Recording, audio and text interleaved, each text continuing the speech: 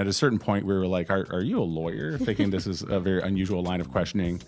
He flipped over his name badge and said, oh, I'm with Rocket Matter. I'm with the competition. Our hearts sank because this Rocket Matter company more or less was the same idea as Clio. Something that really stood out to me was that you said that if a venture capitalist was looking at a law firm today and the way they provide their services, that they wouldn't have reached product market fit. You look at the market of all the legal demand that exists today. There's a stat from the World Justice Project that tells us that only 77% of legal issues are resolved by a lawyer. We're talking about $1 trillion opportunity for lawyers to go chase after if they're innovative and thinking about ways they can tap into the latent legal market.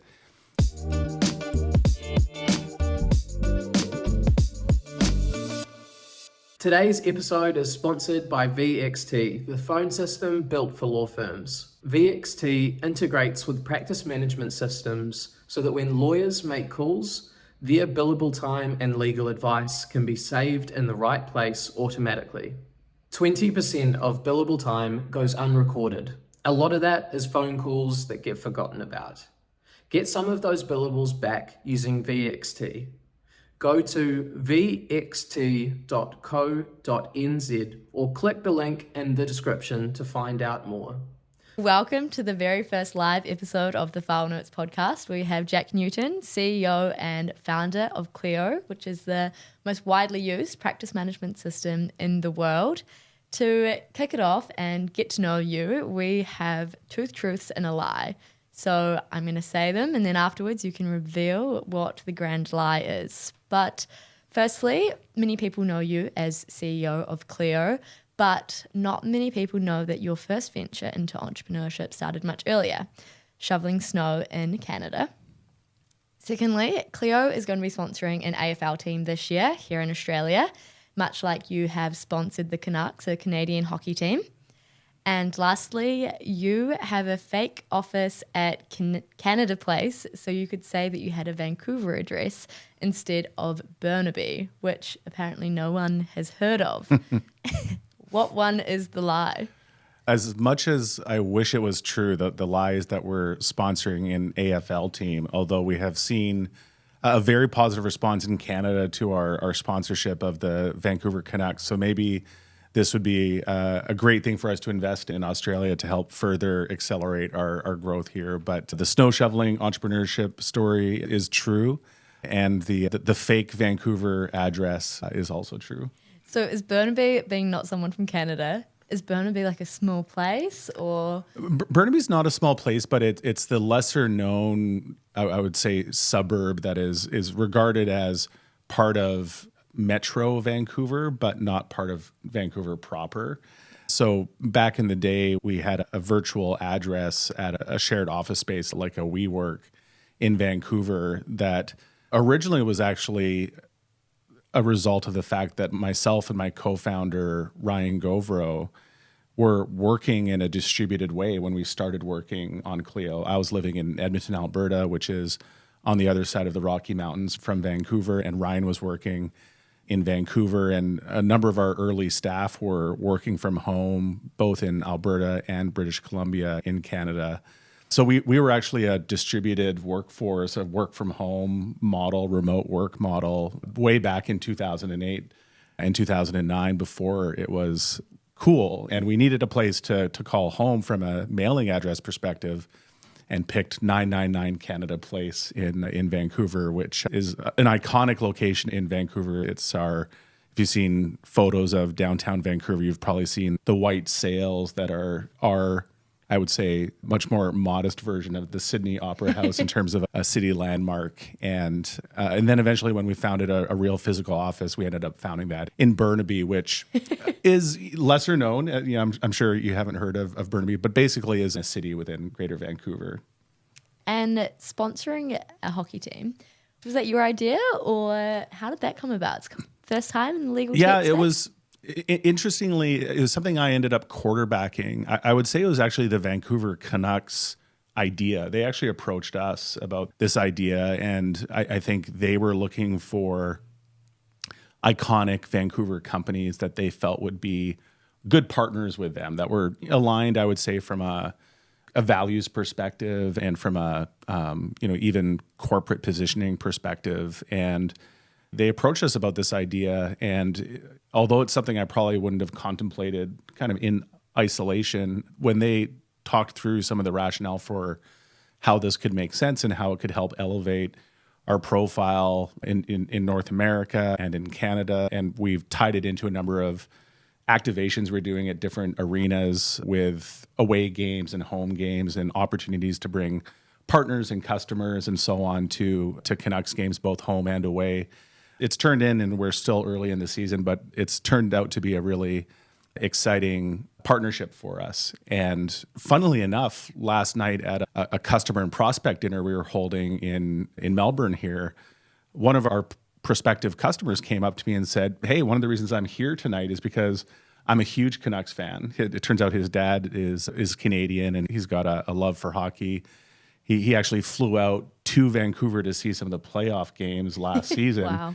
And he said, "I saw Clio on the boards and I saw Clio on the jersey and thought, wow, this is a real company, and I'm going to come and check out their dinner just because of that." So I thought that was really interesting, and I certainly never would have anticipated that a partnership like that would have impact on the other side of the world down here in Australia. So very early days, but and maybe more than anything, my kids are super excited about this partnership. Something I didn't realize is if you play NHL 25, on Xbox or your PlayStation, this is the EA hockey game.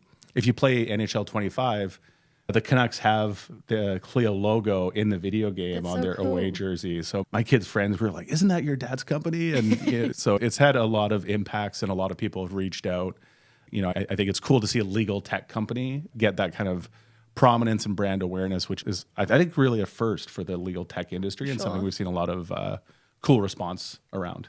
Yeah, I think in terms of Clio as a whole, everything seems very cool, from ClioCon to sponsoring a hockey team to all of the events you guys do. We try to be cool. The cool legal tech company is our North Star. Yeah. I love it. And are the Canucks your team? That's a tough question. I moved from Toronto to Edmonton when I was about 8 years old. Grew up in Edmonton, did my schooling all the way through to my master's degree in Edmonton, and I've been in Vancouver for about 15 years. I have allegiances I could claim to either the Toronto Maple Leafs, the Edmonton Oilers, or the Vancouver Canucks. And when I moved to Edmonton, it was on the tail end of the most incredible hockey team, probably to have taken the ice in the last 40 years, which is the Edmonton Oilers, the tail end of the Wayne Gretzky and Mark Messier and Grant Fuhrer and that whole team, just an absolute legacy team. And, we won a couple of Stanley Cups right on the heels of me moving to Edmonton. So still have a deep place in my heart and root for the Oilers, and the Canucks, especially with their playoff run last season, I've been cheering for as well. So I'm trying to have my cake and eat it too. And sometimes that's hard. In the semifinals and the Cup finals last year, the Canucks and the Oilers actually were facing off. And I've still got a lot of family in Edmonton, so there's some tense phone calls around who we were rooting for and supporting. But I figured I couldn't lose. One of them's going to go through to the finals, and turned out to be the Oilers. But hope to see both of those teams in the finals again this year. I love it. So when you're a kid, tell me more about what it was like growing up. You were in Canada and you went on to study software, but now you're CEO of a legal tech company. Tell me about how that all happened. Yeah, it was, I would say if I go back to my childhood, I was always very entrepreneurial. I think I always had a bug to create something, create a company. I think as I started to learn computers, I was lucky in that I remember my dad brought home an 8086 computer probably when I was 6 or 7 years old. I started programming, some simple programs when I was 8 or 9 years old as well, and just immediately kind of fell in love with this idea of creating stuff. I think creating something from nothing, whether that's software or whether that's a company, I found the creative process around that really exciting and motivating and energizing.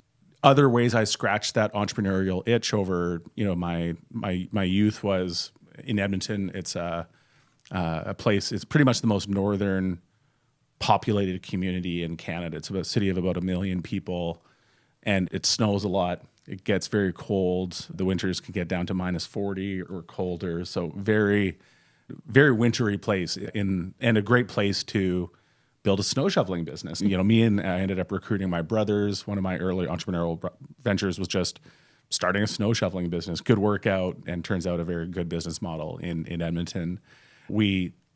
I expanded to thinking about ways of facilitating more rapid food delivery to remote northern communities in Canada, and wrote up a business plan and almost launched a company that was almost an early predecessor to Amazon's food delivery services. I started a computer building company, and this was before the days of Dell and all the kind of big computer companies today, back in the days where computers tended to be kind of home-built machines. I had a computer building company called Digital Identity.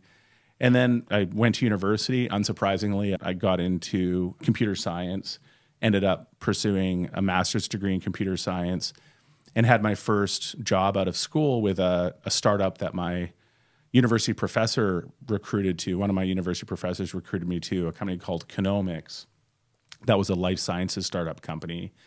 And I was basically software developer number one in that company. And I would say that's where I really kind of caught the startup bug and wanted to start building a company of my own. After, I would say 4 or 5 years of experience at Canucks, I started to kind of want to scratch that itch and reached out to my childhood best friend, Ryan Gover, who I'd mentioned earlier, who at that time I met Ryan when I was 8 years old. We met in grade 3, became fast friends. Ryan ended up moving to Vancouver to pursue his MBA and his undergrad before that, and got a job as the IT manager at a law firm called Gowlings.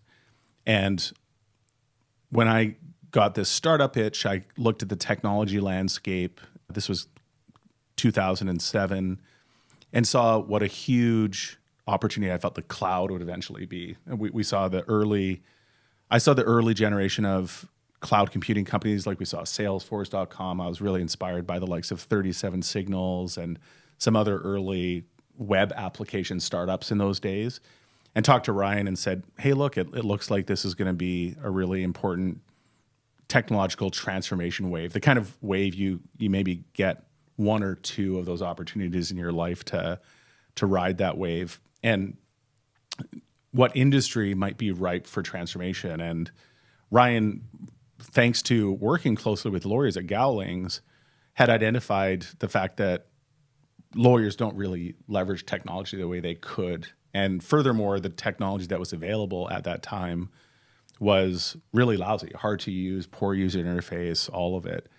And that was basically the light bulb moment where Ryan and I realized, I describe ourselves at that time being, 2 hammers looking for a nail. Like, the cloud's going to be the platform and the solution, but what is the industry we're going to go disrupt? And we pretty quickly honed in on legal as being ripe for transformation, suffering from really poorly designed software, a lack of adoption among lawyers, and in particular, we saw what a huge demographic the solo small firm market was in legal, and decided to jump in with both feet in building out Clio. And we were both technical and software developers by background, so we rolled up our sleeves, started coding the first versions of Clio, and launched it in March of 2008. And as they say, the rest is history. And so what process did you go through with your co-founder? I know you said that he was in a law firm, so he was seeing these issues and probably interacting with the practice management system. But how did you really understand the problems and put yourself in the shoes, having not been in the legal industry yourself at the time?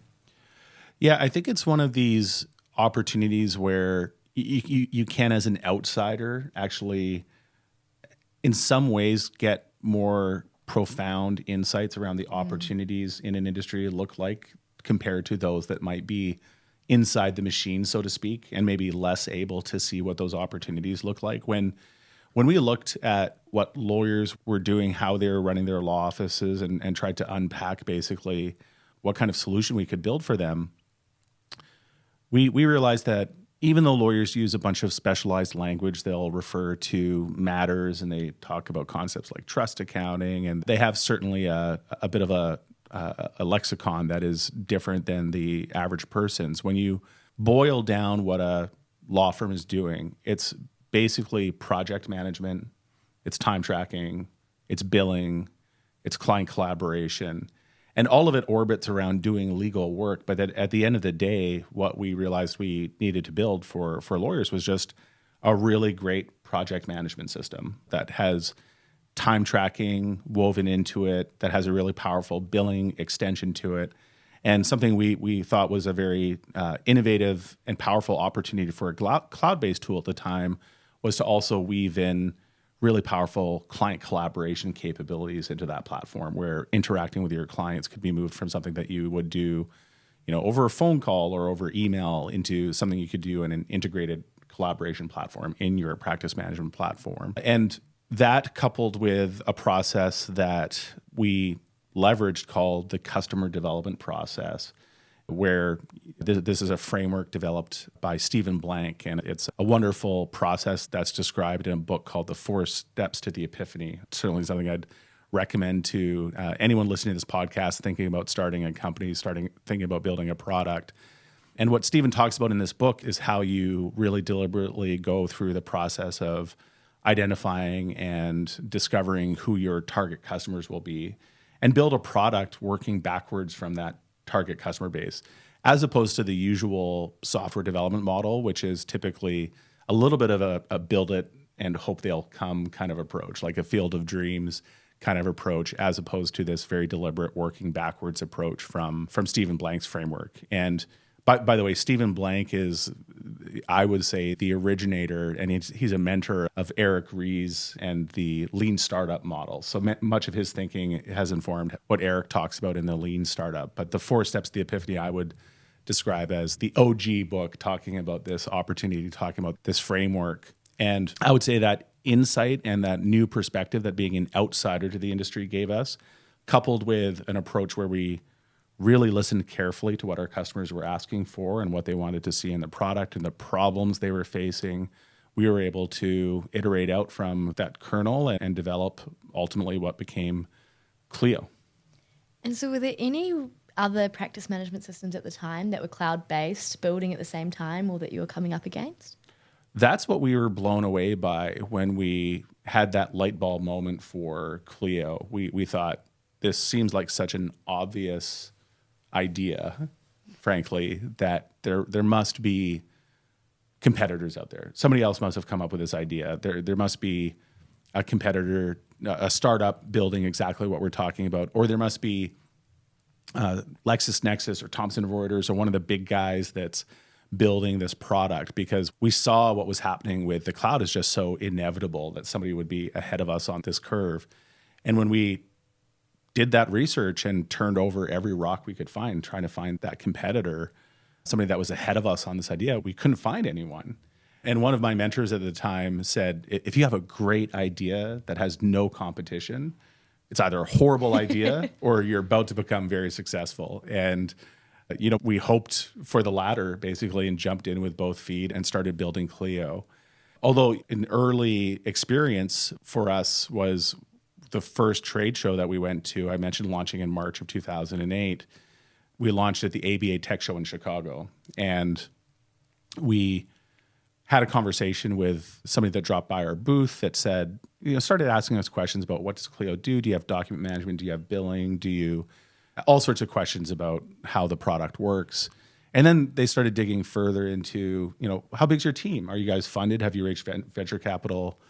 What kind of, do you use Agile? How long are your sprints? Really kind of got into some minutia. And at a certain point, we were like, are you a lawyer? Thinking this is a very unusual line of questioning. And he flipped over his name badge and, which had been flipped to the blank side, flipped it over and said, oh, I'm with Rocket Matter. I'm with the competition. And Ryan and I were like, who's Rocket Matter? And we, packed up our booth as the show wrapped up, went up to our hotel room and Googled Rocket Matter, and our hearts sank, because this Rocket Matter company more or less was the same idea as Clio. And they were maybe a month or two behind us. They weren't launching at at Tech Show. They were just kind of milling around and networking. But, it was so interesting. Ryan and I were just heartbroken, almost just crestfallen by this development. But I think looking back at this, it was actually really catalyzing for us because, I think back to that old startup maxim. It's not about the idea, it's about execution. For us, is a really catalyzing moment where we realized, okay, we may be basically, jumping out of the starting blocks in this race at about the same time as this new company called Rocket Matter that has basically the precious idea that we thought, we uniquely had developed on our own.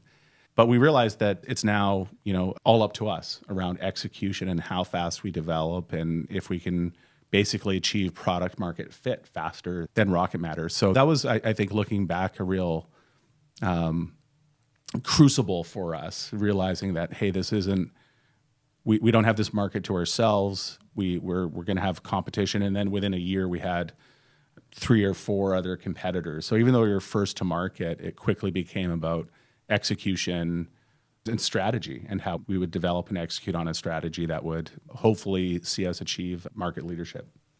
And it definitely all worked out because Clio is insanely big now. Did you ever think Clio would become this big of a business and platform that pretty much every attorney and lawyer is using? No, I mean, you'd laugh if you looked back at some of mine and Ryan's early business plans and conversations, but we really wanted Clio to be, what is sometimes called a lifestyle business when we started, something that would maybe, be able to pay me and Ryan a nice salary. Maybe we employ 2 or 3 people to help support the business, and Ryan and I would get to build a business together and hang out together, and that would be a win. That was basically our ambition. We also really bought into what the 37 Signals guys talked about, David Hannemeyer Hansen and Jason Fried, who had a very anti-VC bent to their writing and thinking, and they had bootstrapped 37 Signals to great success. And so we looked at what they did and felt we can do the same thing. We'll bootstrap this. And then what turned out to be one of our early investors cold emailed us saying, look, I know you guys are looking to bootstrap Clio, but I'd actually be interested in investing. And Christoph at that point had just sold his business to the MySpace guys. And in this cold inbound email from Christoph Jans, he basically said, I just invested my first angel investment, which was Zendesk. So he invested in Zendesk back when it was like 4 guys in a bar in Copenhagen.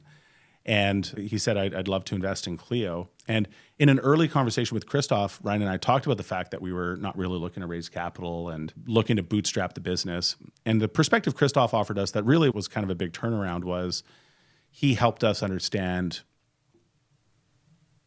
if you don't swing for the fences, if you don't try to build that category leader, somebody else may raise venture capital, come into your market, basically steamroll you as the bootstrapped company. And what you think you might be able to carve out as a nice little living in a niche of the space as a bootstrapped company may not actually exist because the venture funded competitor will come and eat your lunch. And the other thing, we realized about especially the software as a service business is you've got this almost paradoxical quality where the faster you're growing, the faster you're burning cash because all of your customer acquisition costs are front loaded. Even if you have positive long-term economics for a customer, maybe you make $2,000 off of a customer in their lifetime, but you might need to spend $1,000 to acquire them upfront. And again, you've got that J-shaped curve where you're going to be burning a lot of capital as you drive growth. And if you're trying to drive that growth through bootstrapping, it just becomes cash becomes a limiting reagent to your growth. And I would say that was a real epiphany for me and Ryan where, about a year into building Clio, we shifted gears and said, okay, let's raise money. Let's take money. Christoph ended up being our first external capital, put about $1 million into the business. Let's gear shift from lifestyle business to swinging for the fences and trying to build a category defining company. And we proceeded to raise money from Christoph and then Acton Capital, which is a German-based venture capital firm, for a Series B, went on to raise a Series C from Bessemer Venture Partners in 2014. That was a $20 million round. Went on to raise a Series D of $250 million in 2019, $110 million Series E in 2021. And then just earlier this year, we announced what was the largest funding round in Canadian history, a $900 million round led by NEA and a group of other incredible investors. But what's notable about that is across all of that funding, we've actually burned a very small amount of capital. We've been very capital efficient over our growth journey, and we've been able to return most of the capital we've raised back to investors so that we're continually refreshing our cap table structure and in some ways operating almost like a public company where we can be creating liquidity for both our investors and our employees alike along that journey. So I would say, way back in 2008, 2009, that initial decision to set into raising money, swinging for the fences, trying to build a huge company was a major departure from the path we thought we were on. But even then, even in 2009, when we said, let's swing for the fences, maybe to abuse the metaphor, I don't think we had any idea that a home run would look like what Clio is today. It's just incredible to look at 150,000 legal professionals on the platform, 1,200 people working in the company, a global footprint where we've got over 130 customers in over 130 countries, and being able to spend a week in a place like Australia and meeting with partners and customers alike. It's just pretty incredible. I'm humbled by the success we've seen. And so you've listed some pretty major milestones. What's been the biggest pinch me moment so far when you're just sitting there like, wow, what has actually happened here?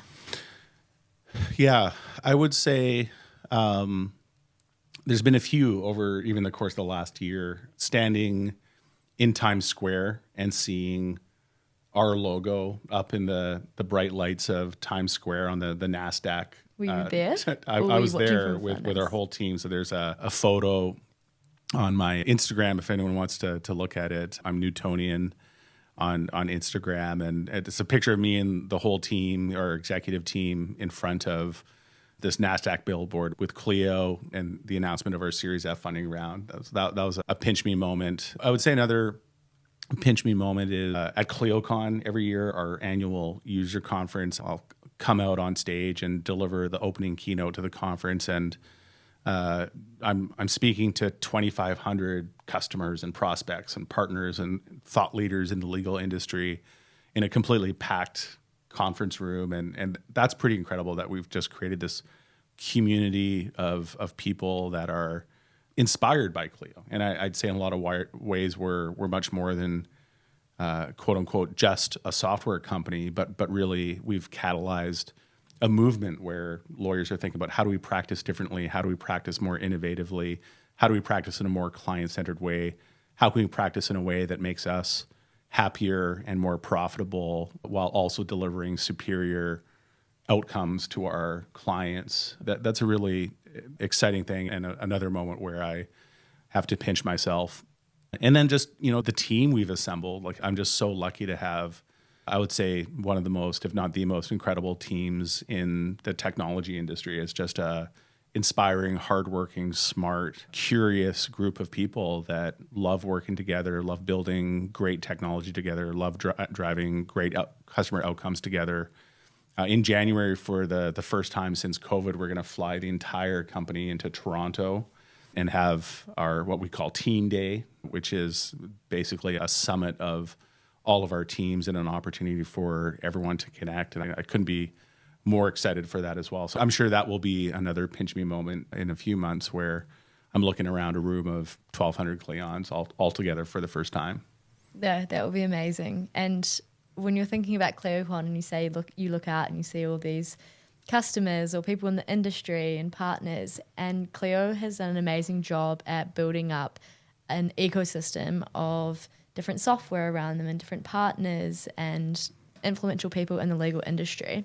And I'd say Clio does this better than the other practice management systems. And if you look on the website, there's hundreds of integrations. Mm-hmm. Was this a strategic decision that you made early on when thinking about Clio as a product? Yeah, absolutely. It was a very deliberate decision where we realized early on that as ambitious as we may be, we will never be able to build everything for everyone. We'll never be able to address every need of every lawyer at law firms of every size and in every practice area. And over 10 years ago, we made the decision to launch an open API and start building a platform around Clio. And again, the core strategy there was we wanted to become the de facto operating system for legal. We wanted to make sure that Clio was the platform that is universally used by law firms, but that application software developers could build on top of that platform and create unique value add to deliver to their clients. So we built the open API, opened the platform, and started encouraging developers to come to the platform. And it's been an incredible success and something I think that has really grown into one of our most significant competitive advantages and one of our most significant moats, where we now have over 230 integration partners on the platform. We are truly the only platform in legal. There's other LPMs that have a handful of integrations, but nobody has a platform of this scale. And when we look to what's happening in the marketplace, when a new legal tech startup comes out and they're deciding who do I integrate with, they look to Clio often as the first and only integration they build, because we are that dominant and universal operating system for lawyers. And there's just no one else that really has that kind of reach, and no one else that has the platform to build upon. And then it's a really positive flywheel, because customers want to go where the most integrations are. Customers want to go where there's the most powerful integrations, the most value add integrations. So that helps drive them to Clio, and that in turn helps draw more integration partners to Clio, because we have the most customers and have the broadest network and best distribution. And we have conferences like ClioCon, where, by the way, we had 100 of our integration partners exhibiting on the floor at ClioCon. Just this incredible synergistic relationship with our integration partners, with our customers, that feeds this accelerating flywheel that's very powerful, and something as I mentioned, something I regard as one of our most significant competitive advantages and one of our most significant value adds to our customers. And is that how Clio Ventures started? Yeah, Clio Ventures basically, which is, maybe just to describe it briefly, our venture capital investment arm, was a byproduct of us basically looking at our corporate development efforts, where we're looking at occasionally acquiring companies, or our biz dev team, where we're looking at partnering with companies in really deep and strategic ways. And with Clio Ventures, it's a way of kind of bridging those two worlds, where we see a company that we might want to support, accelerate their growth, that we see as being synergistic and complementary to Clio's strategy, but that maybe doesn't fit the profile of a company that would be suitable for us to acquire. Can we invest in that company and support them, and as a shareholder help steer and influence and guide the company to an extent, and participate in whatever upside we might be able to drive for that company through that equity holding we have through Clio Ventures. And basically, at a high level, let us place bets on companies we're excited about and help out companies we're excited about. And again, this overall approach we have with a platform, with the ecosystem, with Clio Ventures, is that it's an ecosystem that is going to help transform legal in a really profound way. And that ecosystem needs to be fostered, and that ecosystem needs to get help if it's going to be a thriving, innovative, rapidly developing ecosystem. And that's the energy we're putting into both Clio Ventures and our platform and so on, is an effort to build that thriving ecosystem that in some way orbits around Clio. Clio's the nucleus of that energy, but that we're helping seed innovation in many different areas of legal, and that we're helping ultimately create positive customer impact and helping accelerate that mission that we're pursuing, which is to transform the legal experience for all, which is such a big and audacious mission that we know we won't be able to accomplish it solely ourselves. I love it. And you said before that early on when you decided to change from being bootstrapped to using venture funding, that sounded like an important decision. And since then, you've been the CEO the whole time. Has there been any other really important decisions or like the hardest decision that you think you've had to make that's been quite pivotal? Yeah, I mean, I would say the entrepreneurship journey, the growth of scaling a company like Clio from 2 to 1,200 people is a journey that's full of a lot of hard decisions. Tracing back to some of the early days, there was decisions to say no to capital that we felt came with terms that were simply too onerous. And while that was an extremely hard decision, and you're making those kind of decisions knowing you might just be a few months away from not being able to make payroll, they were absolutely the right decision. I think people decisions, deciding, when do you part ways with people because they're not aligned with their values, or maybe they're not the people you need for the next stage of the growth journey. You can have extremely hard decisions around trading out people that might have been, absolutely great people helping you scale from, say, $50 to $100 million of ARR, but they may not be the right people to scale you from $100 to $200 million of ARR. So these are, all heart-wrenching, difficult, challenging decisions that you need to do in service of the business, really. You need to make sure that if you're going to build a really scaled, successful company, you need to make sure you've got the right people, the best people possible in the seat for every role in the company. And you need to be recruiting in people that have maybe seen that next stage of the journey or can help you see around corners. And every day Clio is the biggest company I've ever run. So I've got to be on a very rapid learning journey, soaking up as much as I can to help me navigate what will be that next chapter of my own growth and the company's growth. So I think that learning mindset and the idea that you need to constantly evolve yourself, try to encourage and prod along the people that are around you to grow as fast as the business. And ultimately what you're looking at with a company like Clio is a company that's, hyper scaling, growing extremely quickly at really a geometric rate. And the people in the company need to be figuring out how they keep pace with that growth. Are they learning as fast as the company is changing? Is really the ultimate challenge. And so if you're, not changing, or even if you're growing kind of at a linear rate, that's just not good enough. It's not fast enough. So in those cases, maybe you can find different roles for people in the company. Maybe it's a different role, different position, different organization. But in some cases, people are just going to be maybe a better fit for a different kind of company or an earlier stage company where they can take the lessons they learned at Clio and go apply them to the next company. And so we've seen lots of that growth and evolution of the company over time. And now we get to see this cool Clio alumni network that is out founding new companies and helping new hyperscalers get to the next stage of growth and so on. I would say it's really exciting seeing the growth of Clio. Like I said, lots of challenges along the way, lots of ups and downs, but ultimately, really rewarding experience that I'm able to sit back and look at a number of broad impacts Clio's had on the startup community. I love that, especially about who gets you to there won't get you, or here won't get you to there. Exactly, and that's definitely true.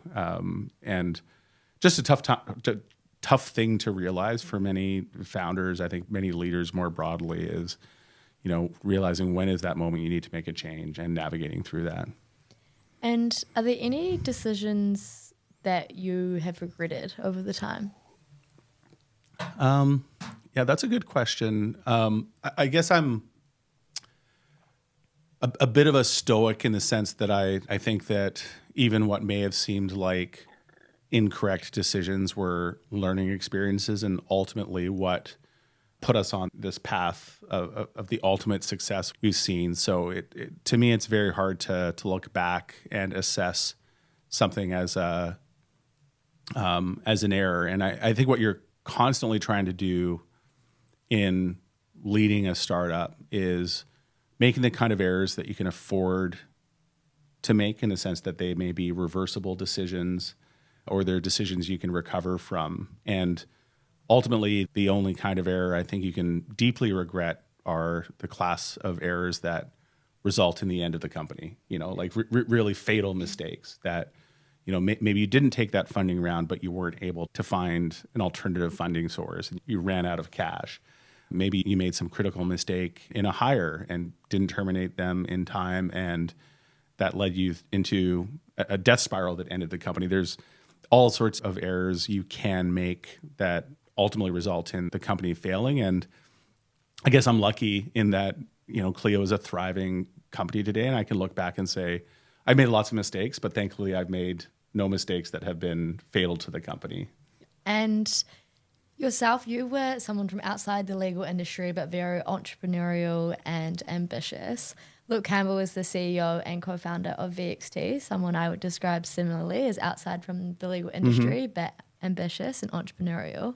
What advice would you give to him to make VXT the most widely used phone system in the legal industry, much like Clio is for practice management systems?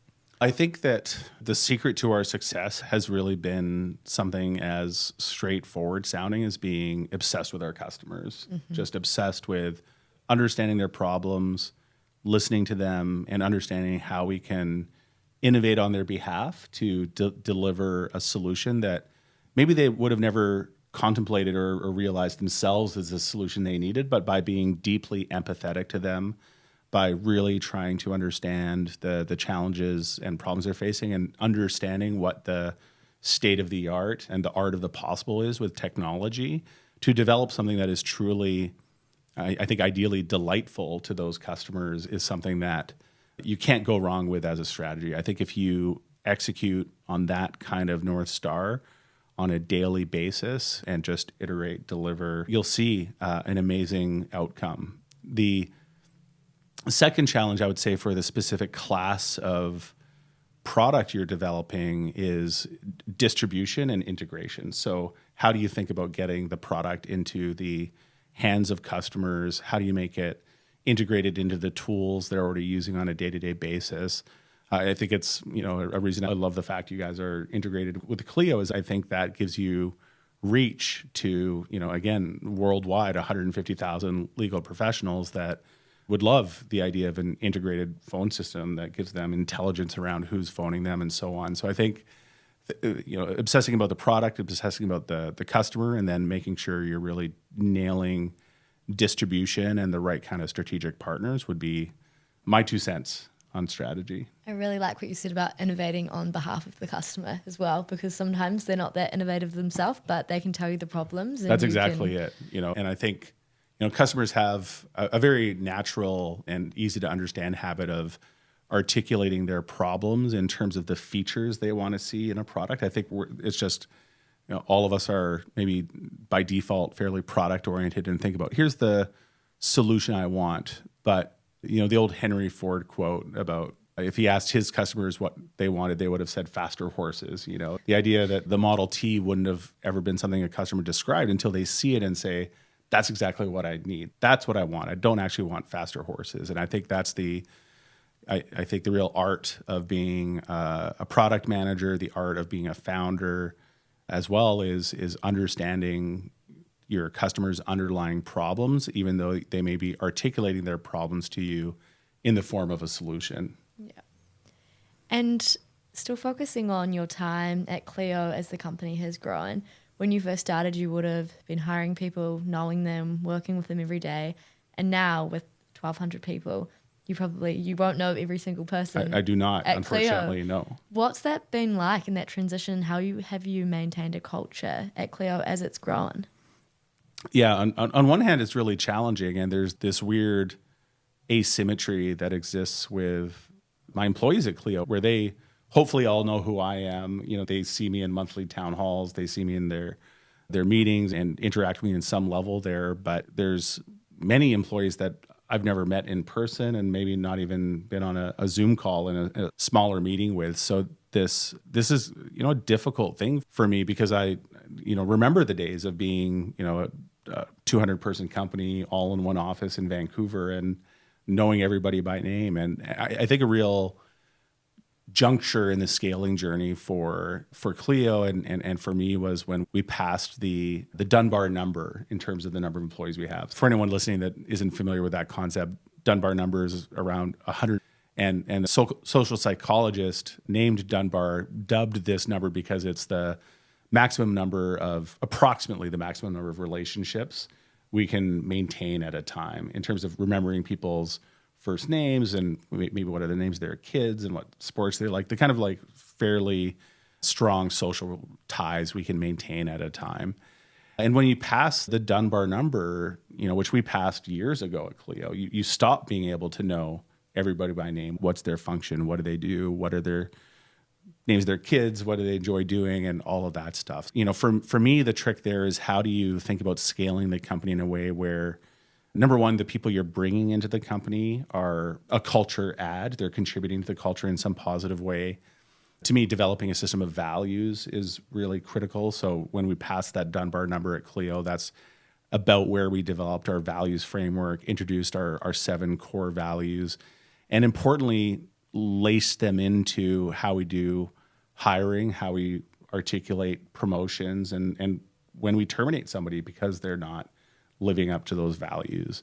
We had to establish a more structured goal tracking system, like OKRs, for example, which we've used now for 10 plus years, where, again, we can ladder objectives and key results all the way from the top level of the company down to individual contributors and allow them to understand how what they're working on nests into what their team is working on, what their department is working on, and how those in turn help drive and support the company objectives as well. That's how just a couple of ways we've approached scaling. And then again, I just try to take advantage of every opportunity I get to connect with Clions in person, whether that's, flying down here in Australia to spend some time with our team here, or Toronto or Dublin or Calgary, where we have our other offices, investing in bringing the team together for things like Team Day and connecting. And even though we're a distributed team with people worldwide, and we have people working both in offices and from home, I really believe in the importance of personal connection and the strength of the bonds that you form in person, putting you in a position to execute really well as a team when you're back to being virtual, distributed, and remote. I 100% agree. And I think it's important being someone that also works remotely, but then VXT also puts a big emphasis on you need to have that in-person time at least once a year where everyone comes together and can collaborate and get to know someone outside of a square on a screen. Exactly. And we have, in addition to Team Day, a real cadence now of what we call moments that matter, but where we're bringing the teams together, and it may be a team that's distributed across a couple of different offices or maybe even across all of North America, but bringing them together for, it might be a project kickoff, or it might be an important launch milestone around a new product, or it might be a new team forming to conceive of an entirely new product line, and trying to make sure we're set up for bringing people together in person. And again, that might be just 2 or 3 or 4 days in person that really sets you up for, going back to whatever your preferred modality of working looks like, whether that's in the office or at home, but having built that connectivity and that vision with your team. Something you said, so backtracking, this week you've been in Australia, across Sydney and Melbourne, and Clio hosted the Legal Innovation Summit at the Opera House, which was great. And you spoke about the book you wrote, The Client-Centric Law Firm. And something that really stood out to me was that you said that if a venture capitalist was looking at a law firm today and the way they provide their services, that they wouldn't have reached product market fit. Right. Can you explain a little bit about that? Because I found that really fascinating. Yeah. I mean, as a product guy and as a startup guy, I always think about this concept of product market fit. And for anyone listening that isn't familiar with this concept, it's a concept that was, I think, really popularized by Mark Andreessen. And he talks about the idea that any startup is going through a journey of developing a product against a target market. And you can almost think of it as two circles and a Venn diagram of overlap. And how well does that product and the market fit? How strong is that overlap? And the stronger the product market fit, usually the better the growth, the stronger the sales, the better the product, and so on. And I think if you look at the legal industry as a whole as the product and the way that we're delivering legal services today as that metaphorical startup, and you look at the market of all the legal demand that exists today, there's a stat from the World Justice Project that tells us that only 77% of legal issues are resolved by a lawyer. And to me, that is a real condemnation of how we're delivering legal services today and shows very poor product market fit. If you said, I've got a target market that I'm trying to sell a product to, and by the way, I've got a monopoly on that product, and only 23% of the people trying to access that product, trying to access those solutions is able to, because maybe of cost or friction or lack of clarity around how to access those services. But if at the end only 23% of that market is able to access the product, I think a venture capitalist would look at that and say, you don't have product market fit. I'm going to pass. Come back to me when you've done a few more iterations on the product, because you clearly don't have product market fit established. And I think that's the takeaway message lawyers need to look at. Just when you're taking a clear-eyed look at this data, there is not product market fit with how we're delivering legal services today. And we need to, I think, dramatically reinvent the way we do that. And how to do that is what I talk about in my book, the client-centered law firm, as you mentioned, because I think we need to reinvent from the ground up how we price and package and deliver legal services. And I think that is further amplified in the world of AI, where it's an opportunity to completely reimagine how we spend our time as legal professionals and how we price, package, and deliver our legal services. You shared a really good example called Hello Divorce when you were explaining this. Could you briefly share how they have changed the way they are delivering legal services and how they've changed the billing, how they bill, and then they've also been more profitable as a firm by taking specific cases? Yeah, it's a great story of, I think, the client-centered approach and the kind of outcomes it can drive, where Aaron Levine, who is the founder of Hello Divorce, is a family lawyer that ran a traditional family law office and would handle divorces, and in particular uncontested divorces, for their clients in a traditional way. And the cost associated with that for a typical uncontested divorce was $18,000, which is huge. You can imagine most people don't have $18,000 sitting in their bank account ready to spend on a divorce they may not have expected to come around. And Aaron saw how much inefficiency there was in the traditional law firm process and saw an opportunity for technology to streamline that process really dramatically, both in terms of streamlining the interactions with clients as well as streamlining the processes of creating documents, drafting documents, and so on for her lawyers. And what's fascinating, and that was Hello Divorce. She created a product that was able to drive that $18,000 in the traditional model down to anywhere from $1,000 to $2,000 for an uncontested divorce executed on the Hello Divorce platform. So really almost an order of magnitude of cost savings. But what's most remarkable about this story is that Aaron's lawyers working at Hello Divorce were making more money than her lawyers working at the traditional law firm. And it's because they were able to be so efficient in delivering those outcomes for their clients that they could handle a dramatically higher case volume.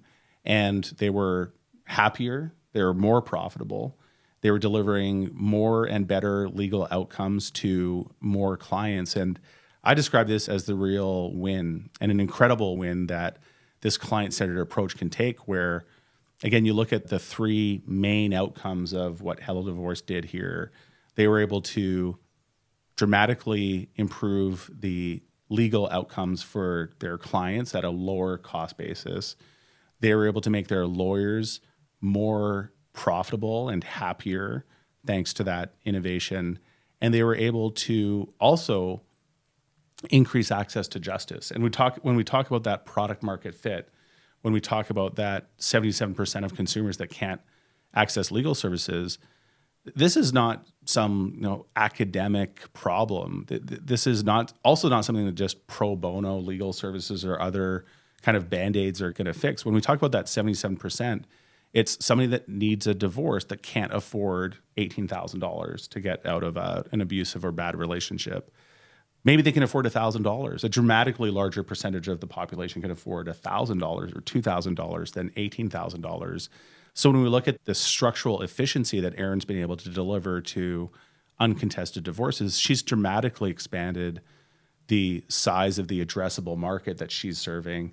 And by the way, is also dramatically expanding access to justice. And it's a great example of somebody tapping into what I describe as the latent legal market. When we look at that 77% of legal services that are not serviced by lawyers today, what's remarkable is the 23% of legal services that are delivered today represents about $1 trillion of spend worldwide.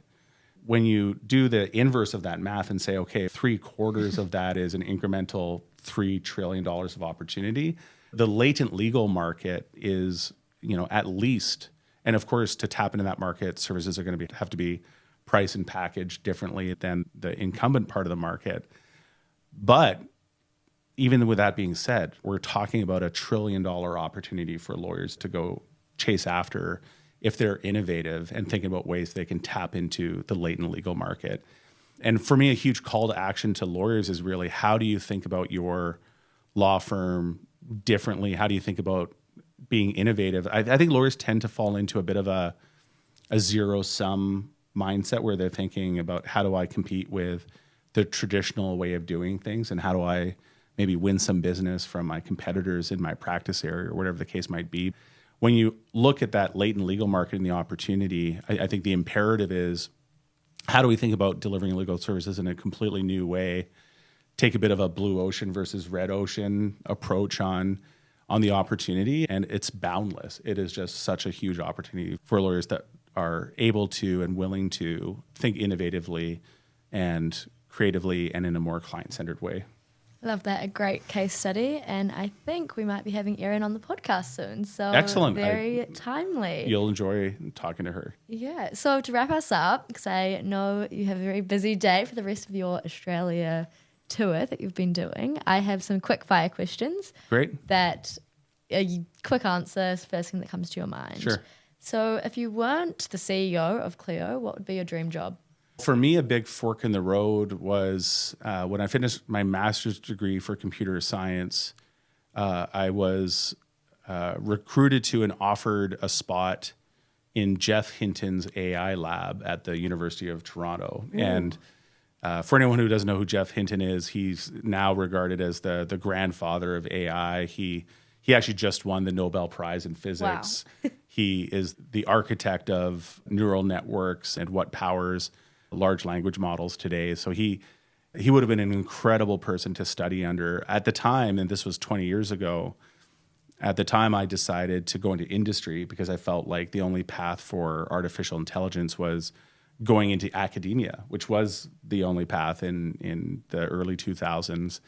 But now 20 years later, I wonder, what would Jack, the AI researcher, or, Jack with a PhD in machine learning be doing today. To me, that's probably the most likely alternate path if I wasn't building Clio. I always love asking our guests those questions because you just get the most fascinating responses. And if you were to describe your career in 3 words, what would it be? I would say unpredictable. I think when you look back, kind of to your point of your last question, I don't think I would have ever imagined when I graduated from my comp sci program that my career journey would lead me to being the CEO of a company like Clio. And while that's an incredible journey, certainly unexpected or hard to anticipate one, I would say challenging, maybe it's the second word, just in that it's a constant learning journey, a constant set of ups and downs through the startup and growth journey. It's non-linear with lots of peaks and troughs in that journey. Even though often from the outside in, it looks like an overnight success, lots of challenges and journeys along that journey. And maybe last, I would say rewarding. It just, enormously rewarding for me. It's an amazing company, and I count myself very lucky to be in this seat. I get to have amazing experiences with clients and customers and partners around the world. It's been a super fun journey. I love it. Very wholesome. And lastly, Sydney or Melbourne?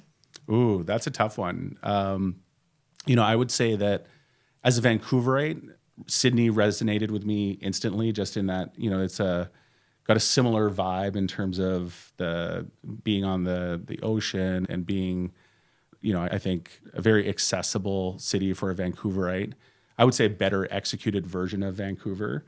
But I've been to Sydney twice. This is my first trip to Melbourne, and I've just been so impressed with the city. It's beautiful. The architecture is so modern and beautiful, but it's still got a bit of a vibe and character of an older city. And, I'm all of, I think 48 hours in Melbourne, but really have loved it. The food has been incredible. The coffee is amazing, and I'm looking forward to having a little bit of free time this afternoon before I get on my flight home tomorrow. Melbourne is a city that I think is maybe a little bit under promoted in Australia. I can see how, Sydney is maybe the shiny city that most people have heard of. And Melbourne, I think, is a super special place that I look forward to spending more time in. We'll have to be New Zealand next time. Yes, and I want to see New Zealand, and Brisbane has got to be on the list as well. Nice. Thank you so much, Jack. Thanks for having me. I've loved spending time with you over the past week, and thanks for coming on the File Notes podcast. If anyone would like to get in contact with you or find your book or follow along with you, how can they do that? Yeah, on email, feel free to drop me a line at jack@clio.com. I'm on LinkedIn if you want to look me up there, Instagram at Newtonian, and on X, formerly known as Twitter, at Jack_Newton. Amazing. Thank you so much. Thanks for having me.